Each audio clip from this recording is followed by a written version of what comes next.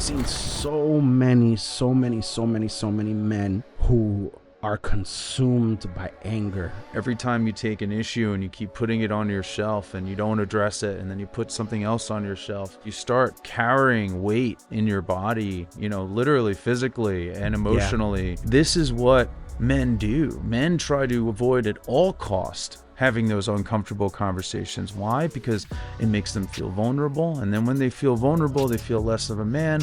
And now they think they're being judged by everyone around them because they're being vulnerable. This is where your mind is about who God is, what the church is. And that's a very hard experience already for an 11-year-old to hold the tension of and then to progress in life with. I've traveled the world. I did it all. I've been to festivals around the world and groove cruises and every club in New York City and around the world. I've chased things to get this feeling of euphoria. But as time went by, I just, you keep chasing those things and keep looking for those things, and you start to realize that you spend so much time chasing other gods than the only one that matters. What is going on, everybody? Welcome to another episode of the Valley of the Heroic podcast. We are so excited to jump into today's conversation, and I want to welcome you to this conversation that I'm going to have with a new friend of mine, Ivan. Ivan, say what's up to everybody. What's up, everybody? How are we doing? Bro, I'm really excited for this conversation because I got to hear a little bit of your story. We got to have lunch together and just talk and stuff like that.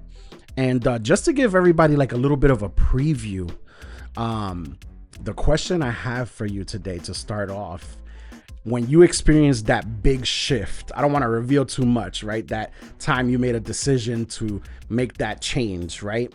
What was the biggest change that God made in you specifically?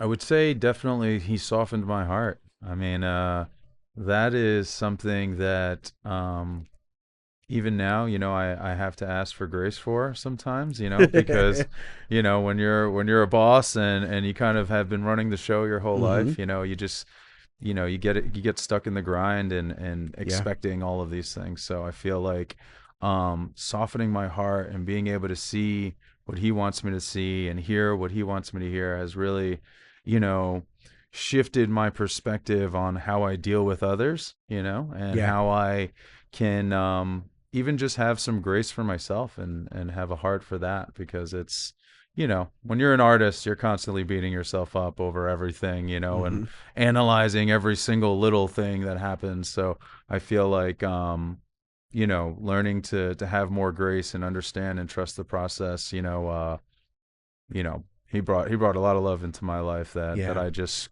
didn't have before. Yeah, man, that's beautiful, bro. Thank you for sharing that. Yeah. I think it's amazing just how much encountering God, actually, right? Everybody has a concept and understanding of who God is. Yeah. And most people, not everybody, but most people have this, I guess, general belief that somebody's up there, the big guy upstairs or whatever the case may be. But that's nothing in comparison to actually encountering God, having an experience with him, and then being forever changed because of that. So it's so beautiful for you to share that, that for you, he softened your heart, especially for us as men. I think that that's something that we really need, because the way that society treats us, it's we really, really have to almost harden our hearts to be able to meet societal expectations. I agree. I mean, look, that's that's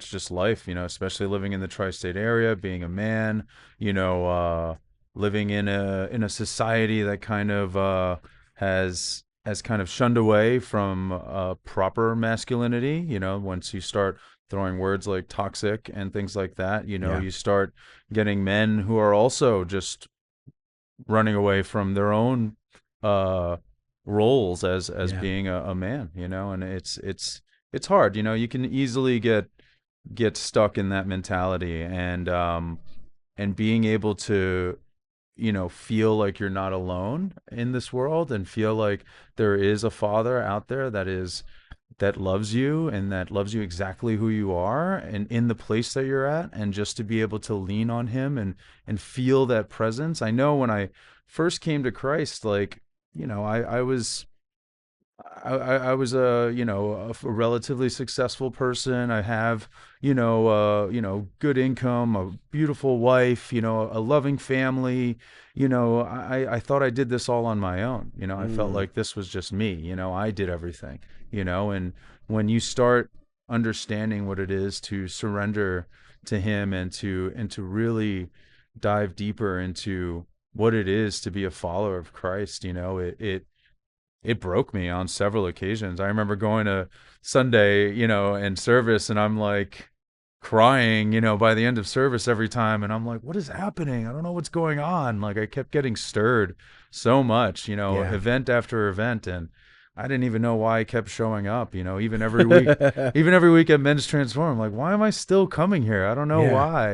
It felt like I was proving something to myself, but I had nothing to prove. Hmm. It was just I never had that spiritual relationship like with God before.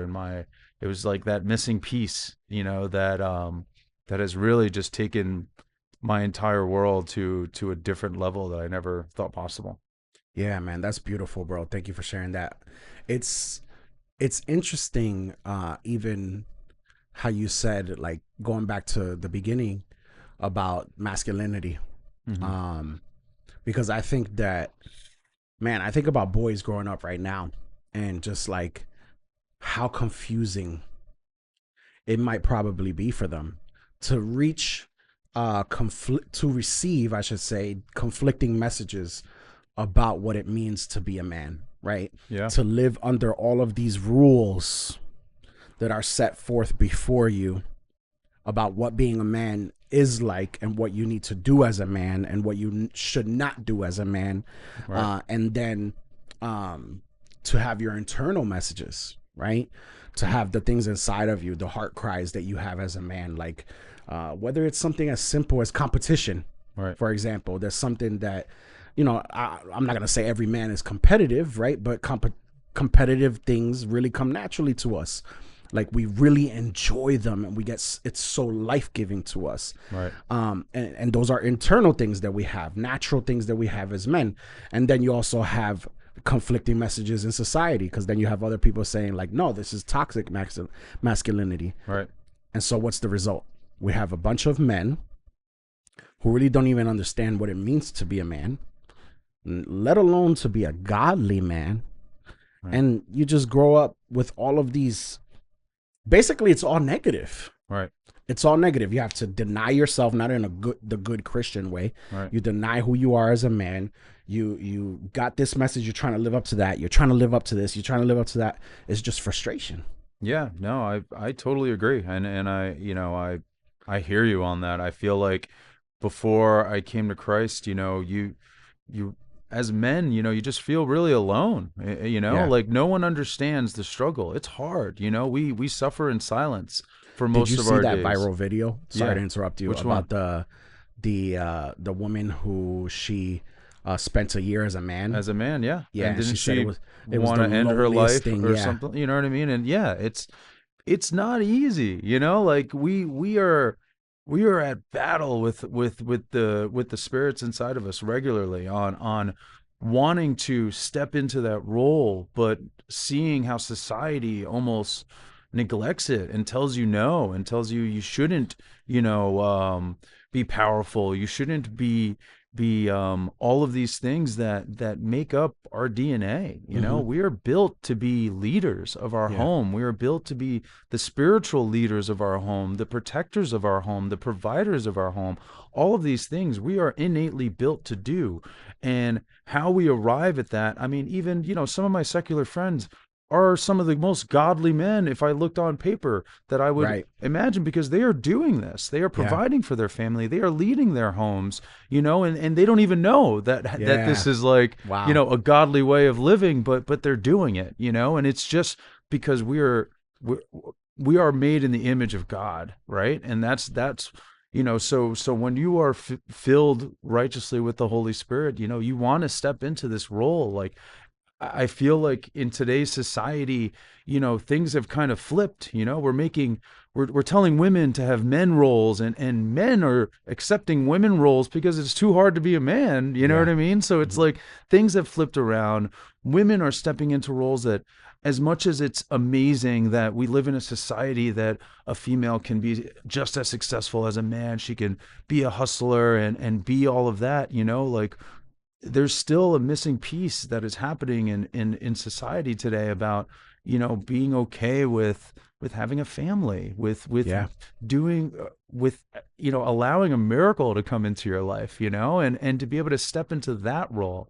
I feel like I have enough friends that are like the single forever kind of crowd, you know what I mean? Yeah, Like, and yeah, they're yeah, like, I'll yeah. never get married, Uh-huh. I can't wait to like party the rest of my life. And not for nothing, that's how I believed for a long time too. Mm. Society really tricks you into, not wanting relationships, not wanting to step into your God-given right as a man. It's easier to just screw around and just live life however Mm-hmm. you want, and Yep. everything's about me, and everything's about what I want and my Mm-hmm. wants and my needs. And I don't know, as far as I'm concerned, I found that more happiness comes to life when you are a man of service than just a Yeah. man of You nailed taking, it, bro. you know That's so good. You nailed it, man. It's literally what's going through my head right now. right, Like we were created to live for others, right, right? You still have to do things for yourself, right? Yeah, of please course, take a of shower, course. please feed yourself, like if you're For tired, go sure, take a nap, fam. But like, 100%. in general, living a life of purpose means living for others, Right, right? As a man, providing for our family, right, being the priest of a household and leading your family spiritually, serving your church, right? yeah, Your church family. All of those things are so important, and those are things that have become lost, yeah, right? absolutely. And I think it's amazing to look at some of the story of your life that you've shared with me to see where you are now mentally and where you were back then. Yeah. So let's just jump into your story for a little bit because I think that's gonna lay some groundwork for how God did these things. Where did you grow up? Yeah, so I grew up in Jersey City. I'm a New York City kid, for the most part. When I was younger, I spent the first 10 years, 10, 11 years of my life living in Jersey City. My family grew up Jehovah's Witness, actually. So, Yeah. uh, a very interesting form of Christianity than most. And during those 10 years of my life, I felt like there was a good amount of structure, even with, a family that had kids very young. You know what I mean? I think it was just a competition in my family who can have babies younger. You know what I Wow. mean? Like, it was like 16, 17, 18 years old, so these are kids having kids. And so, right there, you already know that will come with some challenges, but, Hmm. but yeah, we grew up Jehovah's Witness, and my mother was unhappy in her marriage, so she ended up getting divorced, and that's very shunned upon in the Jehovah's Witness community, and you get disfellowshipped according to them in Mm. that sense. And when that happens, there's a whole process of coming back. And I remember continuing going with my mother for years and years afterwards, and her trying to jump through every hoop in order to get accepted back Wow. into this community, and it just never worked out, and it was just breaking her down, and it was really affecting her mentally. And so I kind of hated God in a sense, or Mm. kind of blamed him for it. I'm Yeah. like, this is all fake. How are these people Christians if they're going to do this to people? Like, I thought Jesus was, a person who hung out with everyone, no matter what kind of sins you were. He meets you at the bottom, when you're at Yeah. rock bottom. But this faith, kind of really made me hate it altogether. I think it Hmm. was kind of a joke, Yeah. and so my whole life, I thought, here it is. There's this book that's, a fiction, like Yeah. this wasn't real, like this is like people that are huge fans of Harry Potter. Like it's like the same thing. I'm like, Yeah. oh, we got a bunch of Harry Yeah, Potter yeah, fans yeah, out yeah, there that yeah. built, constructed these churches everywhere. Like, Mm, it was one of those things that I just was like, that isn't real at all. yeah. And it took a moment between me and my wife that we had hit rock bottom in certain ways in our life, and I was angry and getting into a lot of arguments with some people that are closer to me and my wife and things like that, and my wife was feeling very defeated, and we just didn't know where to go with this, and we were both spiritual in a sense. The way we met was through yoga. We were both yogis. We were certified yoga instructors. So we both had this yearning for spirituality in a sense, Mm, but that just didn't do it for us. right.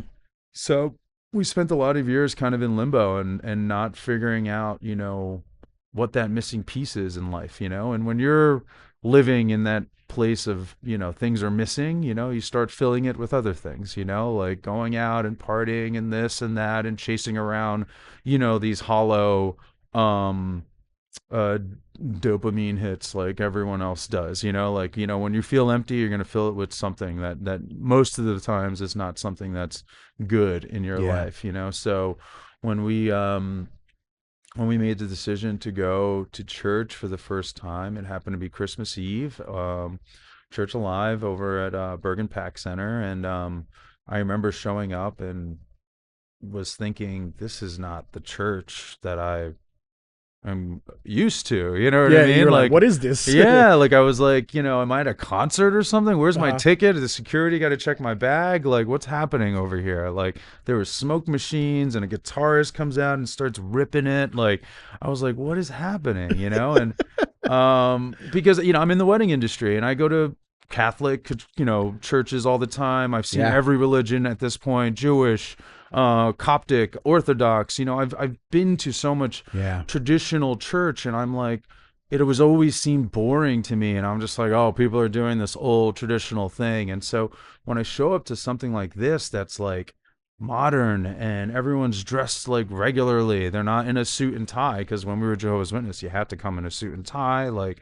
everything was very strict. So to see this community of people that look just like me and regulars wearing jeans and all praising Jesus and like super about it, and hearing a sermon that was very relatable to like what is going on in society now, and it kind of blew my mind at first, but I was still just extremely skeptical, as anyone is, about going to church. I'm like, these guys don't pay taxes, so they're just trying to get my money. Yeah, yeah, yeah. So still extremely skeptical about the entire thing, for at least, the first 6 months of going. But PA had invited, people to come up for prayer. And I know my wife was struggling at that point. So I had told her, I'm like, you should go up and get some prayer. I don't know what that means, but, whatever it is, just go. And I remember watching her go away, and I just started getting choked up and kind of emotional at the moment, and watching her walk back and Wow. see almost like a different glow in her eyes, and things were just different, from that point on. Wow.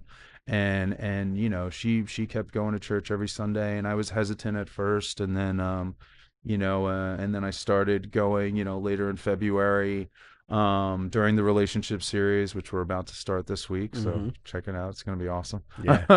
um and and yeah, and then I just, it just kept stirring me and stirring me every time I was going, and I'm like, what is happening? I just didn't understand what that was, and I thought religion was kind of, like, it's a scam, people don't, if you want to believe, you can believe, like, do your own thing, boo, like that kind Yeah. of thing. But to actually feel something, that's what I didn't understand. And so, like, now looking back and seeing it, like I was, feeling the presence of God every time I was getting emotional and stirred, and like battling, wrestling with him in those senses about, you know, all of what I had assumed, what I thought Mm-hmm. was incorrect. I've Yeah. been wrong for so many years. My mother was right this whole time, so um yeah, it's just been just an incredible journey over the past not long, now a year and a half or so. Yeah. Yeah. Wow, man. I wanna rewind a little bit actually and ask you two questions, just about you personally, because you shared how you blamed God. Hmm. Actually, first of all, I think it's so interesting that a woman's brokenness was what turned you away from God, and then a woman's brokenness was what turned you back to God. Right. Oh, that's Isn't that very yeah, poetic? it is. Yeah, I didn't think of That's that. it's I think that's beautiful that God was like, I'm going to turn your heart back to me through the heart of your wife, Right. because he knew just exactly how to reach you. That really spoke to me when you were sharing. Like, I just saw the parallel there. Right. Um and through the middle is where I'm curious about, bro. That process where that you went through. How old were you when that happened? I was about 11. Right, so that's Yeah. really young. Yeah. 11 years old is young, and to go from 11 years old through your teen years, which are already tough, right? Right. Which Right. is experiment central, right? Right. To turn away from the church, to turn away from God, to see it as like this fan club, all like justified emotions, I think, right? Because a lot of times we tend to see that a lot of people who have like an expressed hatred towards God, if you will, right? It's because of the church. Right. It almost always, not always, right? Yeah. But it's always almost always due to some people who were bugging out, like they were Right. tripping. Right. Hey, what is going on? Listen, really quick, I just wanted to interrupt this episode to give you a quick message about our Patreon page. Patreon is a platform that allows creators like me to be able to make exclusive content for people like you, and in turn for you to help support our ministry efforts and our creative efforts in trying to advance the gospel to everyone that might be going through a painful situation, so that they can believe that their valley has purpose and they can roar on their mountaintop. Would you consider joining our Patreon today, becoming a member, and supporting us in that goal so that we can reach more people for God's kingdom and bless more lives? More information down below in the description. Let's go back to the episode right now. See you guys later. So, as an 11-year-old, Hmm. this is where your mind is about who God is, what the church is. And that's a very hard experience already for an 11-year-old to hold the tension of and then to progress in life with. Right. So, what were the results of that? Um, I guess like a heart change, or what, because like that anger formed inside of you, and what was the result of that? Plus, that's the first question. My questions tend to be very layered and complex, so just let me know if I'm doing too much. All right. Right. The second thing, which kind of goes in line with it, also, is that you shared about how when we feel that emptiness, we try to fill it with something. Right. What were the things that in this world you were trying to fill it with that could not amount to what essentially was a desire for God? Yeah, I feel like when you grow up with this church community and you've had friends at church for many years and you're part of this bigger thing, and then that just kind of gets removed from you and you're shunned by them. And so then you kind of, obviously as a kid you're just confused by this, and then you're just like, well, this doesn't mean anything, this Yeah. is fake, this is not real. Like, how could they do this? You obviously are filled with more resentment than anything else. And so, carrying that into a divorce that happened. And then from that point on until I met my wife, on average, my family moved homes every like 2 years if we were going to break it down. So, Man, that's from tough. 11 till, 27, essentially, we're constantly moving, constantly relocating. So, you're living in this state of fight or flight that you don't even realize is happening, and it's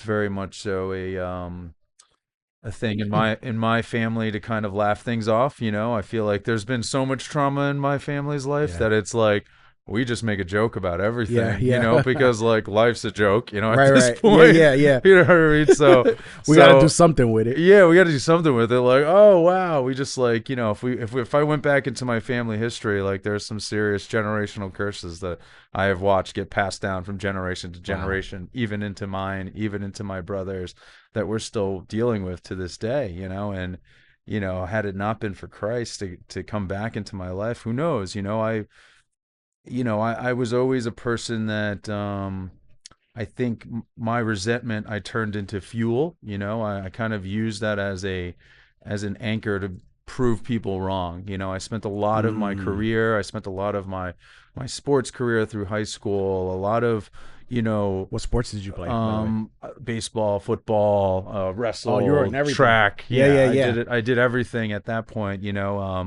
And so the competitive person in me was like, I can be better. I can do better. I can prove somebody wrong. And Wow. so I've spent a lot of even earlier on in my career. When I applied for my first job, I just was there to like prove that I can do this. And I Hmm. would spend wakeless nights, just working hard and trying to like grind it out and trying to figure out how I can learn how to shoot, how I can learn how to edit, how I can become an asset as quickly as possible, how I can supersede expectations. I've always had this drive to do more because I was not expected to even be anything, like everyone in my family, has taken steps in their lives, but has stopped there. They kind of, they get stuck in a sense. I think the old school generation of, hey, you get a good job, you work for a good company, you invest into Hmm. your 401k and you retire. Yeah. Like that's the American dream of back then, but Yeah. that's not reality in our society. Yeah, Not no. not now. So, growing up with It's this not an option. hustler, no, it's just not. You have to do 80 different things and make something of yourself doing things like this and creating art and like doing all Yeah. that. So, you know, um it really just ingrained this, oh yeah, you think I can't do it? Watch, I'll do this. I remember even getting my first office or even opening up my LLC was to prove somebody wrong, like to Hmm. prove, oh, that guy didn't think I can do it. Watch, I can do it. And I would just use that like anger to fuel a lot of my success, my whole Wow. life, and I've always just been a person that would use my work ethic as leverage against others, in that sense of being like, well, you're never going to work harder than I am. You're not going to dedicate yourself harder than I am. Like, I'm always going to do more and work harder. Yeah. And that's, how I've been able to build my success by keeping that mentality, So Can I yeah, yeah, good. interject real quick? Because I think that that's very interesting for everyone, but particularly for men. I think because anger can be such a strong motivator. Right. It's actually very effective, right? Yeah. Because if you're thinking about, um, I need to stoke the engines, I need to uh, build a fire within somebody. You think of images of like gasoline, right? Right. Like, and all of that I think about is like fire, that fires you up, gives you the fuel that you need to be Yeah. competitive, if you will, in the industry, to be the best of the best, to be successful. And it resulted in good things, Yeah. right? Totally. You were able to build a successful business. You were able to build a life that like many people would probably desire to have as well. Yeah. Um, you also have built, I should say, a like a portfolio, an art, if you will, that is beautiful, that you can present to this world, that's gonna live beyond you. There's so many beautiful things that came out of that. Right. But the thing about anger as fuel, and the fire, is that yeah, it can be used as that fuel to get you there, but fire also burns. Yeah. No, you're absolutely right. I feel like, for many years I used it as a fuel, but I was burning myself on the inside. Burning relationships was a big thing.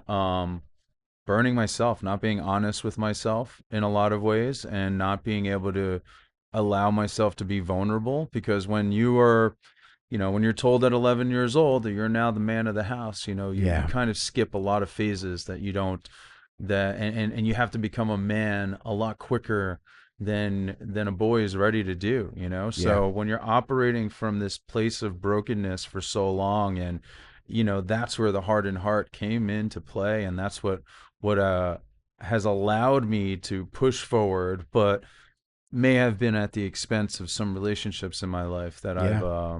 allowed to fall through the cracks because, I wasn't fully aware of how I was treating others. Yeah. And what's interesting to me about like that visually in my mind is that not only does the fire burn so much inside of you and so much of your relationships, but it also even burns that success. So Yeah. the moment you have it, the fire consumes it Right. and it's on to the next. You never really feel satisfied. Like in my past, I've used anger so many times, especially in sports. Yeah. That's probably the area I saw it to be the most effective. Absolutely. Like it's like, oh, now, oh, you got me angry now I'm gonna crush you Right. type of mentality, right? 100%. And yeah, you get a W, right? I think it's beautiful that in sports we can kind of like squash it, Right. right? Like if we go and we play basketball, whatever happens on the court stays on the court, and Right. we're like ready to go hang out right afterwards, Right. right? So that's cool. But in life, it's not that simple. No. It's really not that simple. Totally. And that anger can just like consume you to a point. I've seen so many men who are consumed by anger. Yeah. That's what anger does. It consumes you and it never lets you be happy. Yeah. You can, hey, you can take it and use it to turn it into a good thing. I think that's better than just being a miserable person in a Right. sense, right? Yeah. But at the end of the day, it's not necessarily the best life that we could live. Correct. Yeah. No, I mean, I feel like, in life, you operate with so much, like, you kind of operate like a machine, and you don't even realize these little grains of sand that keep filling the cracks, and that could be that anger that eventually will bubble over, Yeah. or eventually will consume you in ways that you don't even realize. I learned in therapy, every time you take an issue and you keep putting it on your shelf and you don't address it, and then you put something else on your shelf and you don't address it, you start carrying weight in your body, literally, physically and Yeah. emotionally. I was 30 pounds overweight. Mm-hmm. I was physically, like, my organs weren't doing so well. Like, everything Yeah. was falling apart, and you know, it just is one of those things where if you don't realize and take inventory of where you're at mentally, yeah, you can easily get consumed by that fire and just think you're fine, Like, there's been so many times over this past year and a half where everything that I thought was was me being fine, it wasn't. I was just powering through something that I didn't need to, if I could Wow. just be vulnerable with myself and allow myself to be okay with, like, yeah, no, I'm not all right, it's okay, like, I'm struggling with this, like, let me go ask somebody, for help. I think that's the really hardest part for men. Like, no one wants to ask for help, and I think I'm a little bit more comfortable than most men to be able to call somebody and ask somebody or talk to people, but even then, like, you're your own best salesman. So you can trick yourself into thinking you're fine for Yeah. years. Some men never address their issues until they're in retirement, Wow. and then they see themselves. Then they look at that mirror and be like, That's man, scary. like, maybe I could have been better. Maybe I could have been nicer or been softer or allowed some more grace into my life, Mm-hmm. and that just wouldn't have been possible without actually feeling the presence of the Holy Spirit in my world. And it just, I can't describe it. When you hearing that song "Firm Foundation," when he's like, Mm-hmm. "I've got peace that makes no sense." Like, it's Yeah, literally man. how I That's it right feel. there. I'm like, I don't know why, but I'm happier than I've ever been And this is the guy who's traveled the world. I've chased things that some people would dream of. I've been to concerts all over the planet. I've seen Fish 150 times for no reason. Like Yeah. I've traveled the world, like been to Ibiza, Mykonos. Like, when I say I chase things, like I did it all. Like I've been to festivals around the world and groove cruises and every club in New York City and around the world. Like I've chased things Yeah. for to get this feeling of unity, to get this feeling of euphoria, Mm-hmm. get those dopamine hits where you feel like this is real, like life is real, like you feel this higher power presence for a glimpse for an evening. um but as time went by, I just, you keep chasing those things and keep looking for those things, and you start to realize that you're just stuck in this pattern Yeah.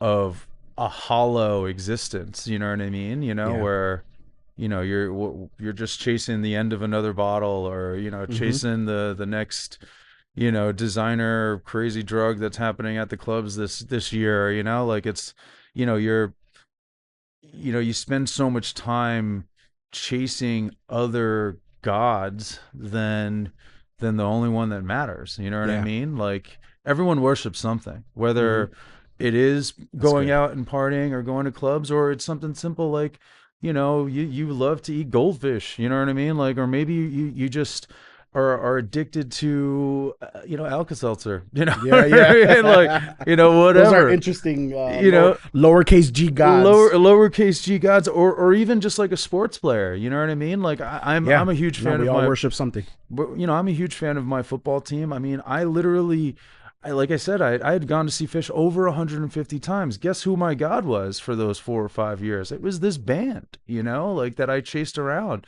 and that I literally worshipped. And it's like Mm. when you start realizing all the false idols that are just such a bigger part of your life than the one that actually sustains you, the one that actually gives you real joy, real happiness, real peace. Like none of that other crap matters. I don't Yeah. give a crap about this worldly man that that plays the guitar really well. Like who Yeah. cares about that? Because God gave him that gift. So I should still be praising him before I praise that Mm. man. It's like it's crazy how much we society pushes you to idolize man and things and experiences. Like, oh, I can't feel fulfilled unless I go on a beach vacation every year. Like, I was a person that went on 12 vacations a year, like, and now I just would rather be home on Sundays and make sure I can make it to church. You know what I Yeah, mean? You're man. like, Shit. so That's so good, bro, you know man. so It's crazy like that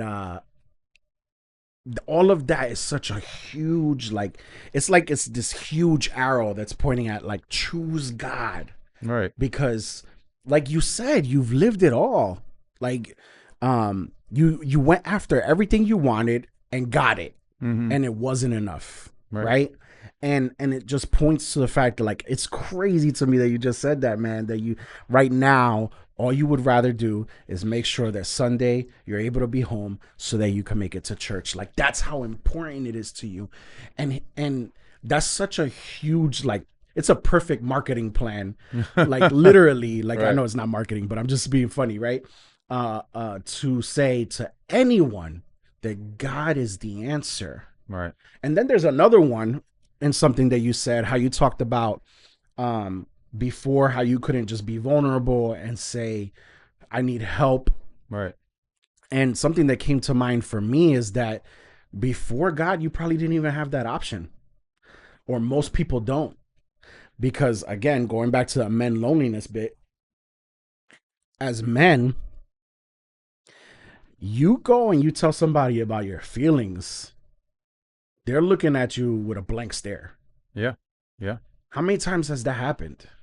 So I we mean, so everybody's like, "Oh, why don't you share, why don't you share how you feel? Why don't I know that you were struggling? Why didn't you tell me?" It's like, "Bro, every time I did as a teenage boy, everybody was like, basically, man up. right. What does man up mean? Man up means keep it to yourself. Don't tell nobody. Act like you're okay. Right. So then we all do it, and we grow up with this internal battle. Right. So then now, not only do you come to God and get to experience the true thing that you're looking for, but if you can find a healthy church body, Right. which is Yes. the only place I've seen it, whereas men, not only can we pursue true godly masculinity, we see it in 252 Yeah. every single week. 100%. All these dudes, like we go from doing push-ups, 10 minutes later we're talking about how painful an experience we're having right now in our life is. Yeah. Yeah. And both of those things are holy. Yeah. Church is not just like people think so badly about the church, Yeah. but when people do it right, bro, it's life changing because you go in and you get to meet people and be in relationship with people who not only genuinely care about you, because I'm not saying that there's nobody in the world who can't genuinely care about you, Right. but there's a difference between genuinely loving, caring for someone and choosing somebody that has nothing to offer you and saying, I want to do life with you. Yeah. Yeah. I'm not only willing to hear about what you're experiencing right now, but I want to be a part of the solution. Yeah. Yeah. I feel like, you know, a community does matter. I mean, I could have walked into any other church and not been stirred in that way. You know, I could have never went to Men's Transform and been able to experience that. You know, like us as men, we don't operate the same way like women do. You know, women when they get together, they talk about their feelings. You know, they sit there and they digest and they vent and they go through all the different situations in their lives that has happened, and they talk about it, and they're able to like have healthy conversations with each other. Men, I mean, you could have three men in the same room and they can go on vacation together. One of them could have just had a divorce, the other one could have just lost their grandfather, and none of those men would ever know a thing because you know what they talked about? Sports, they talked about golfing, they talked about arbitrary nothingness, like Yeah. and I spent years with my friends doing this, years with my friends joking around, using comedy as my escapism. You know what I mean? Like, this is what men do. Men try to avoid at all cost having those uncomfortable conversations. Why? Because it makes them feel vulnerable. And then when they feel vulnerable, they feel less of a man. And now Mm-hmm. they think they're being judged by everyone around them because Yeah. they're being vulnerable.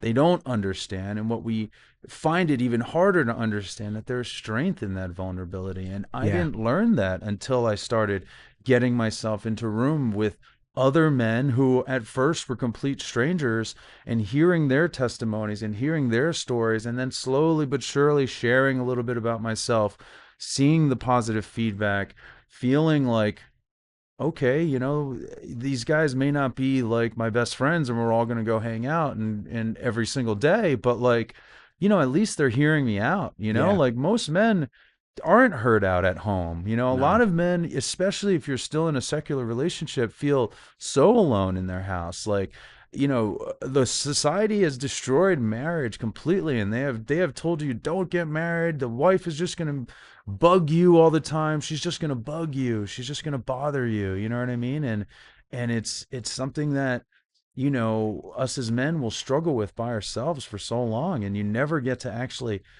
get into a room with other men and try it out. Just like try to say something about yourself that you normally wouldn't say.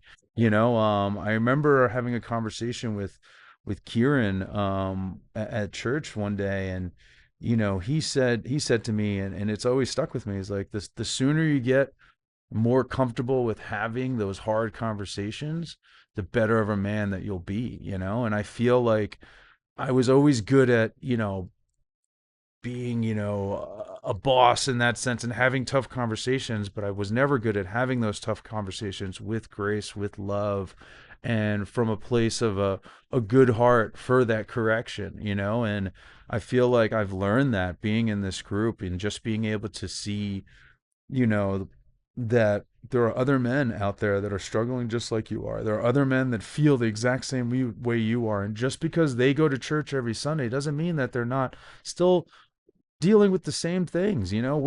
We go to church to become better, not because we are better. You know what Yeah, I yeah, mean? yeah, yeah, Like we all walk in broken. Everybody walks into church broken. Even if you think you're not broken. I mean, for my first 3 months, I would look around in church and be like, man, there's some really broken people here. That's not me though. That ain't me. I'm fine. I'm successful. I got money. I did whatever. I told myself all of these things, but I was spiritually dead, like yeah, for 2 decades or plus, yeah, So, when you start to realize the the way that you are, and the way that you've been operating, like, yeah, it's tough being a man in this society right now. And I think to have a house that guides you and that really disciples you in a proper way, it's really rare. This yeah. this house, I mean, I know we're both a part of it, but you've also gone to other churches in your Mm-hmm. career and in your life.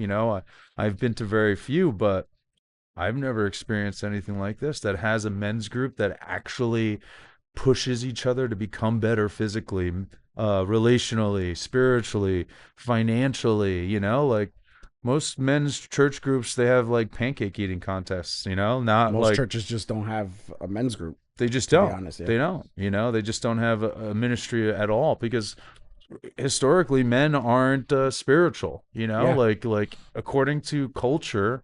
Oh, well, men don't need to be spiritual. Usually women that are more spiritual, like if you go to a yoga class, it's loaded with girls and that kind of thing. And you go to all these different religious, most churches are dominated by women because they're yeah, the ones that are more in touch with their feelings. yeah. And most men are just like, I don't need it. Why don't they need it? You don't think you need it until you encounter God, until you actually have him in your presence. And you could even I'll never forget praying in the showers. Like praying in the shower is my thing, and just like breaking down and feeling, God's presence with you and like literally like him hugging you, like things are going to be Wow. okay, like it's it's so powerful to actually experience it, not just talk about it. I feel like a lot of people talk about it, like, oh yeah, I'm a Christian. Oh yeah, I Mm-hmm. go to, but like, have you actually had that encounter with God? Like, do Very you? different. Yeah, I don't know. It's wild. That's for me. That's like literally so congruent with how self awareness works. Right? Mhm. You ever met that like a person at a job? Usually it's at a job, Yeah, right? And they're like, you're just like, wow, you are really not self aware. It's it's literally excruciating. it's It's very excruciating. And what's most interesting about that, man, is that that person is genuinely blind yeah, to the way that they treat other people.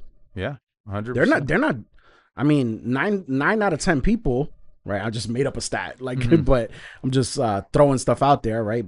What I really mean is that most people that are like that, they're not doing it for kicks.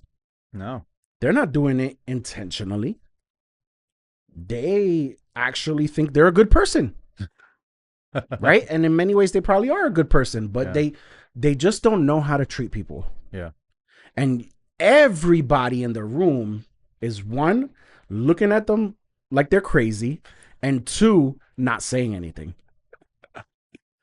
yeah. Nobody's saying anything, right? It's so hilarious you're saying this right now. Bro, Just because I just had a situation last weekend like this. Like I had, I'm in the wedding industry and I'm a cinematographer and I was working with a different photographer that I swear, I it's mean, always the photographer. she just I love I you know what? Sorry, that was an industry I look joke. yeah, yeah, it usually is, but it just I looked her in the eyes and at first I'm like, all right, maybe you're just a not a nice person, but Yeah, eventually I started looking, I'm like, no, this is maybe a special needs thing. Like you're not even aware yeah. that you are being this way Mm, until I started looking at you and almost laughing at her, just being like, you know, you're being ridiculous, right? Like this is crazy. And at some point during later on in the evening, she's like, I know I'm pretty tough, right? I'm pretty tough. I'm like, you think? You Yeah. know what I mean? And it's like, and and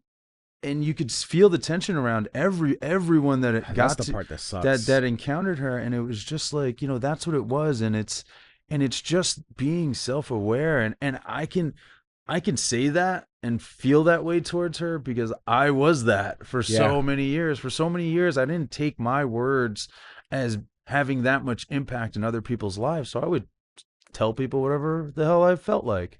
And Yeah. most of the times it came from a negative place. It didn't come from a place of love Mm-hmm. or of, it just was like, oh, you're gonna be mean to me, all right, well, I'm gonna crush you, like we Mm-hmm. did in sports, you know what I Yeah. mean? Like that was my mentality, but like emotionally. And it's terrible, and I know that part of me always still comes up here and there, but it's like, you know like how do you get past that without God's grace? Like, how do you get past that without being able to really look at yourself? When they say like the veil has been lifted, like I was once blind and now I can see, like that moment literally happened for me, like it was Mm-hmm. just like, whoa, Ivan, who are you, dude? Like, what have you been doing this whole time? Like, that's not the person that God made me to be. Yeah, He didn't want me to be this way, but I had just been filled with so much hate and anger and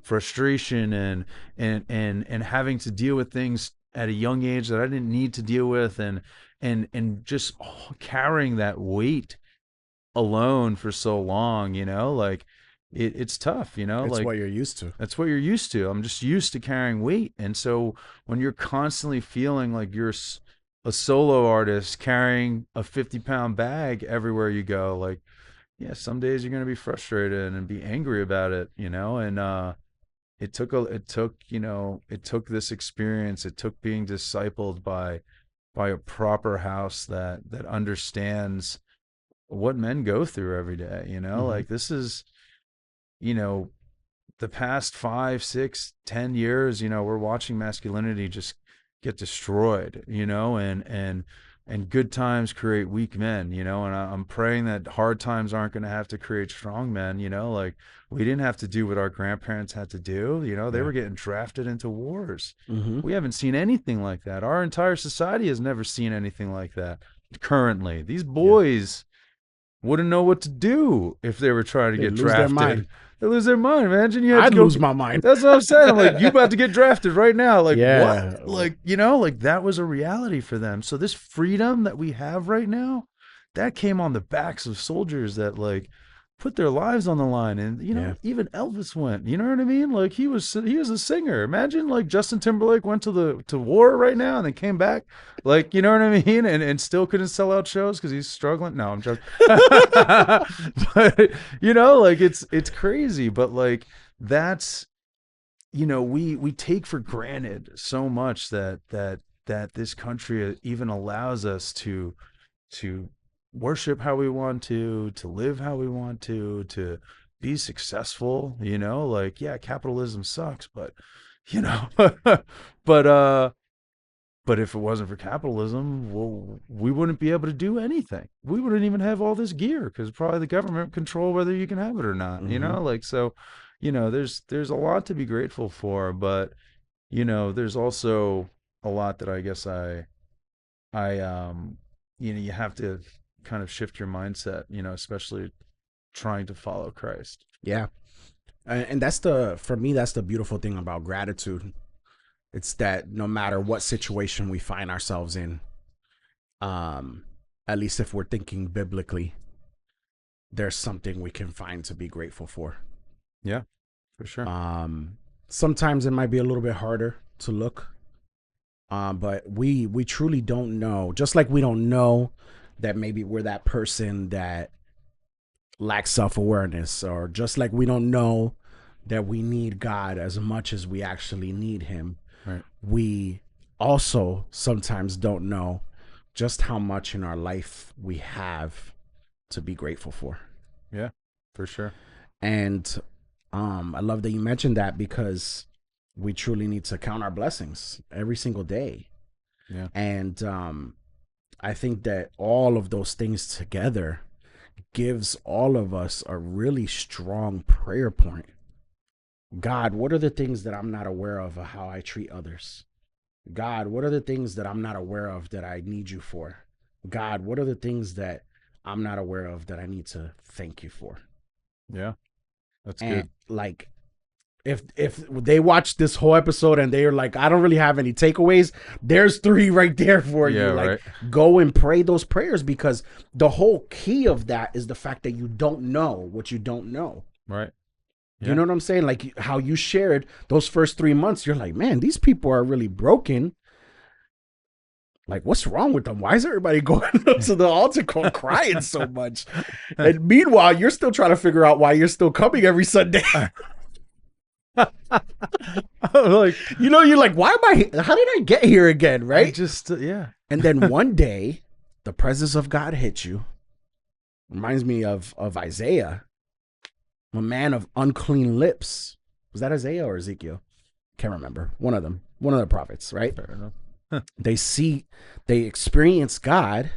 They say, I'm not supposed to be here Right. in God's presence. When you come to that realization and you realize that he still accepts you anyway. That's the crazy part, like, and it's like there's so many times in life, where you could feel like, God is just against me, instead Mm-hmm. of knowing that even in the struggle, he's with you, he's fighting for you, Yeah, and man. it's like even just that is like a weight off your shoulders, you know what I mean? Like, and it's hard to conceptualize that because I remember for a lot of this whole first year was like, well, what does surrender look like what is that, Mm, what does it mean, you know what I mean? And it's like listening to God's voice, not just your own, yeah. like, because you trust your own understandings, that that we're fickle, we're human, the flesh is tricky, and it's not, it's volatile. So, what do you do with that? It's I don't know. It's tough. Yeah. Without God, we can't do it all. We cannot, my friend, but at least we have him, and he's on this journey with us. Bro, I just want to thank you so much for being willing to come on, So, for sharing your story, sharing your heart, man. It was honestly a huge, huge, huge pleasure to have this conversation with you, man. Before we close out, I just want to ask you, is there anything else you want to share with everybody that's watching? Um, and how can people get in contact with you if they just want to have a conversation? yeah, no, absolutely. So, This is when people usually do shout outs. So like, yo, shout out to my mom, yeah, shout out right. to my cousin, shout out to my cat. Like, Well, first of all, shout out to my cat George and my dog Philly.